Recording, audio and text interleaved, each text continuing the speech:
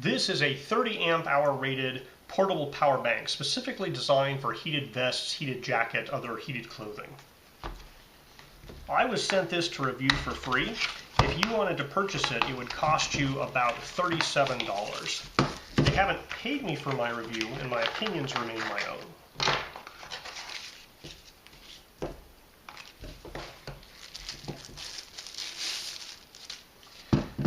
All right, so in the box we have the battery bank here, and we have several cable adapters and a little instruction manual here.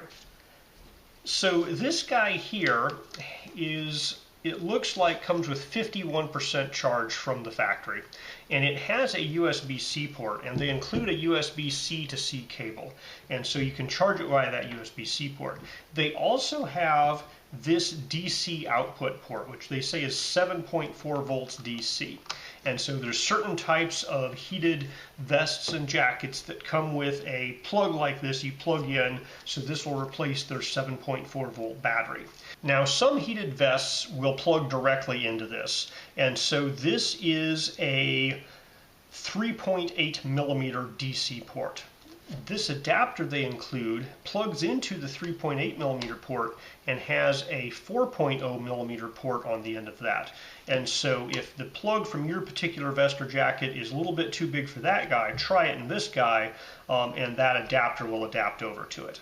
Now on the side there is a USB-A port here as well. So you have an output port that's USB-A, and you have the output port that's USB-C. You also have the 7.4 volt DC output, and you can turn that into another kind of USB-A port. I'm kind of worried this might be a 7 volt USB as opposed to a 5 volt USB. I don't know if there's a conversion chip in there, so you probably don't want to use this for anything other than heated vests. So according to the manual specifications, this USB-C port can do input at 5 volts, 9 volts, or 12 volts. So it'll do 3 amps at 5 volts, it'll do 2 amps at 9 volts, and 1.5 amp at 12 volts. So basically about 22.5, 24 watt hours coming in. Now it says its rated power output is 22.5 watts. So it says on the output of this guy it can do 3 amps at 5 volts or 15 watts. It can do 2.2 amps at 9 volts or 1.6 amps at 12 volts. It says the USB-A can do 3 amps at 5 volts, 2 amps at 9 volts, and it can do 1.5 amps at 12 volts. And then if you use the 7.4 volt plug, it can do 3 amps out there. Net weight 275 grams. So it also claims this is a 30 amp hour power bank with 111 watt hours, and I doubt that, because just physically size wise this does not look like a 30 amp hour power bank with 111 watt hours. I would guess this was a 10 amp hour power bank just holding it. So we're going to charge it up and then discharge it and get a feel for exactly how much power capacity it actually has. Now fit and finish wise, it looks like a regular power bank. It's plastic, it feels pretty well put together. You know, there's no like gaps or cracks that are flexing. I like the fact that it has a percentage indicator, the button to turn it on. Now when you shake it, there's just a little rattle. And it sounds like it's up here, but it sounds like there's something inside rattling, which I don't like the sound of that. All right, we're going to test the built-in USB-A port first. Plug that in. It's doing 5.16 volts. I'm turning on a 3 amp load here. It's delivering 3.03 amps at 5 volts. It has not sagged at all. It's like 5.09 there. We're getting 15.4 watts out. As a matter of fact, let me see if I can turn this load up even higher. Nope, it just went off there, about 4 amps.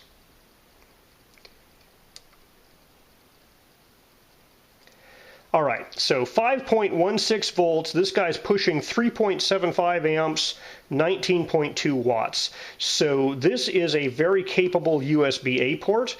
You know, it is putting more than 18 watts out of that USB-A port at 5 volts. So absolutely no complaints about the power capabilities of that USB-A port. If you plug the, a heated vest into that, you'd have no problems there. All right, I have a USB-C port here. I'm going to plug my phone into that.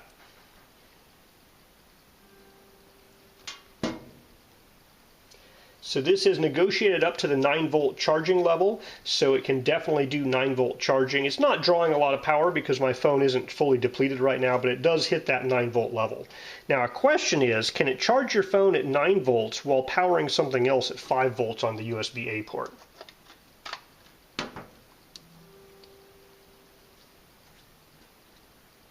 Let me move my watt down a little bit here. It looks like the answer might be no.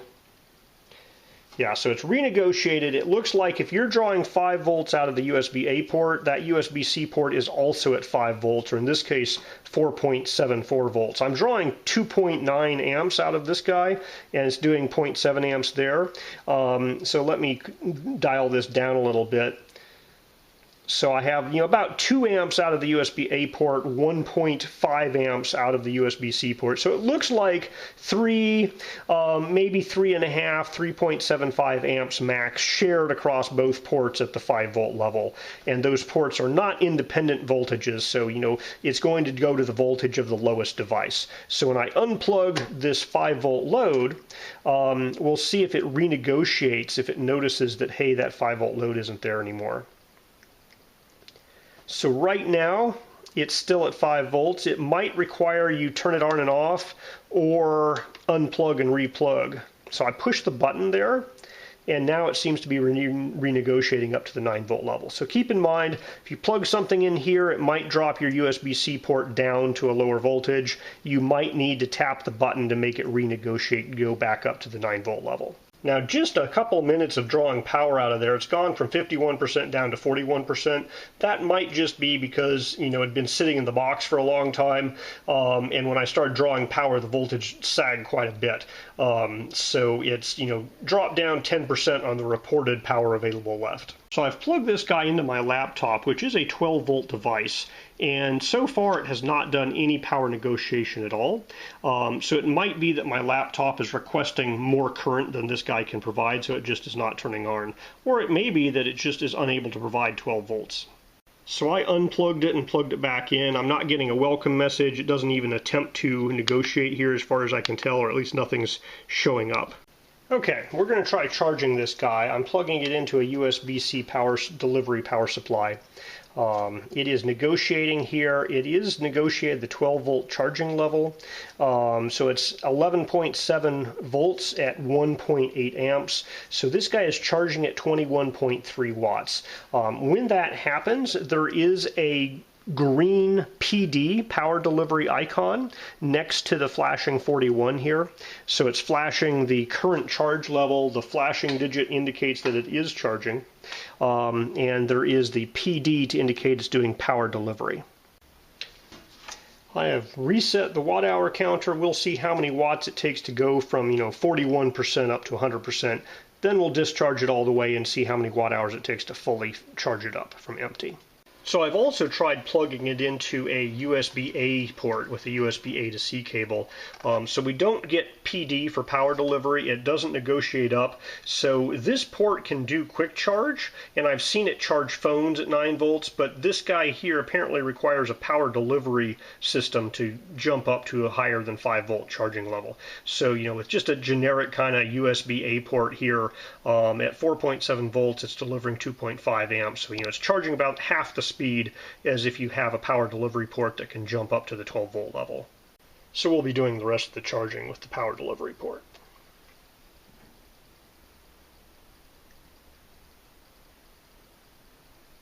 And it takes just a few seconds to ramp up to that kind of 20-21 watt charging level. Okay, this guy says it's at 100%. It's still drawing 5 watts though, so I'm going to let it sit for just a little bit longer and see if it'll go to a lower draw. Alright, this thing is down to half a watt draw, so I'm going to call it fully charged here. It took 42 watt hours to get up to that. Okay, it starts at 100%. We are discharging this guy, and I'm going to discharge this at the 3 amp rate and the 5 volt USB-A port. So it's going to be doing approximately 15 to 16 watts. It's like 15.8 watts right now. Let me pull this down until it says, right at 3 amps. Alright, so this guy says 3, that says 3.03. It's providing 5.1 volts, basically 15.4 watts. So we're going to discharge this guy all the way down and see how much power it's able to put out. Alright, so this guy's been running for about 2 hours and 15 minutes. It's still providing 3 amps at 5 volts. And in that time, it has provided 35 watt hours. So if that gauge there is an accurate representation of capacity, I think math predicts this will go to about 46 watt hours provided when it dies. So I guess I'll find out when I come out tomorrow morning and see where it's at. Okay, overnight this guy has shut itself down. So it delivered 43 watt hours, and that's pretty consistent with what I would expect to see from maybe a 15 amp hour power bank, which is, size-wise pretty reasonable for this size. It's certainly nowhere near the 111 watt hour capacity that it claims to have. We're going to power this guy all the way back up. I'm going to reset the watt hour meter. We'll see how much power it takes to charge it back up. It'll give us both a lower and an upper bound on the actual watt hour capacity of the battery. So when I plugged it in, it's flashing a 0% charged, as you'd expect from having shut itself down. And it has the power delivery icon, and it has negotiated here. Currently it's a 9 volt rate, which I find kind of surprising because it was charging at a 12 volt rate earlier. And my power adapter here is definitely capable of going up to the 12 or 20 volt rate, so I don't know why it's chosen the 9 volt rate as opposed to the 12 volt rate. It is charging at 20 watts, so it's doing 2.3 amps at 20 watts, and the 20 watts is as fast as I've seen it charge, even at the 12 volt rate, so it doesn't look like the lower voltage is reducing the charging speed. It might actually prefer a 9 volt rate if it has an internal battery that is 2 cells, so kind of a 7.4 volt battery. It may prefer a 9 volt charging rate just so it has to do less conversions of the voltage there. And it may jump up to 12 volts if the supply can't provide, the 2.3 amps at 9 volts. But in any case, it is charging. It's charging at about 20 watts, which is about as fast as I've seen it charge before. It delivered more than 40 watts, so I would expect it to take probably 3 hours to charge, because I expect it's going to take in maybe 50 or 60 watt hours to charge it up with the charging losses and efficiency losses, both for charging and for discharging. Alright, we have 50 watt hours having gone in. It's starting to taper. The draw has gone down to about 12 watts. The meter on the front says it's only 75% charged, but usually I don't see batteries tapering down until they hit about 80% charged. Alright, this guy has accepted 56 watt hours so far. It's just about done. It's flashing 98% charged here, and it's down to accepting like 0.3 amps or 3 watts. Alright, the meter is showing 100%. We took 56 watt hours in. It still has a draw of about 3 watts, so I'm going to leave it another hour and see if that eventually trickles down to something less than that. Alright, this guy's down to like a third of a watt draw. It's 57 watt hours in, so we're just going to say it takes 57 watt hours to charge this guy back up. So the battery capacity in there is less than 57 watt hours. Alright, so if you're powering a 5 volt USB-A device, they have that plugged right there. They've also included this plug, which I'm going to call the danger plug, because it goes directly into that kind of 7.4 volt outlet. And so it exports, 7.5, 7.6 volts out to a USB port. Now, a lot of USB devices can probably handle a couple of extra volts. It might not destroy things. But that makes me real twitchy because that is non-standard at all. You really probably don't want to be plugging anything into this that you're not sure can handle an extra 2.5 volts on it. So I would recommend not using this for any device other than maybe a heated vest or heated outfit or jacket or seat that is designed just to do resistive heating and isn't going to mind a couple of extra volts. Now the benefit of this is you can get hotter because you're going at a higher voltage. The downside is if it has any electronics that's not able to handle 7.5 volts, it'll fry it. Okay. So this guy delivered 43 watt hours. It took 56 watt hours to charge it back up. Kind of split the difference. We'll say it has a 50 watt hour battery capability inside of it. So amp hour wise, that's kind of equivalent to a 13 amp hour battery bank. So this is not a 30 amp hour battery bank. It is not a 111 watt hour battery bank. So, it's lying about the specifications. Now that being said, it's relatively functional as a 10 to 13 amp hour battery bank. You have a USB-C port. I've seen it do input at 12, input at 9, and it can charge at 5. Now I've seen output at 5 and 9 volts. I haven't been able to get it to do 12 volts, possibly because my laptop wants more than the 1.6 amps it can put out. Has a USB-A port. It can do, I've seen 9 volts and 5 volts out of that. And so you have 2 ports you can charge as long as both devices on both ports are charging at the same voltage. Has a nice display here. I like the percentage display. Has a power delivery thing that turns on to let you know when you're using power delivery. And it has this auxiliary port that you can either plug in this danger cable to get 7.5 volts into a USB-A form factor, or plug certain heated vests into this cable, and they have an adapter cable for a couple of different sized barrel connector plugs. So if this fits the type of clothing you have, I think it's a perfectly acceptable power bank to power your heated vest or heated jacket.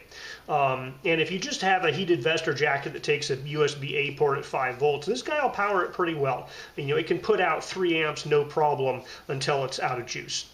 So it's not a bad power bank, it just lies about its specifications online.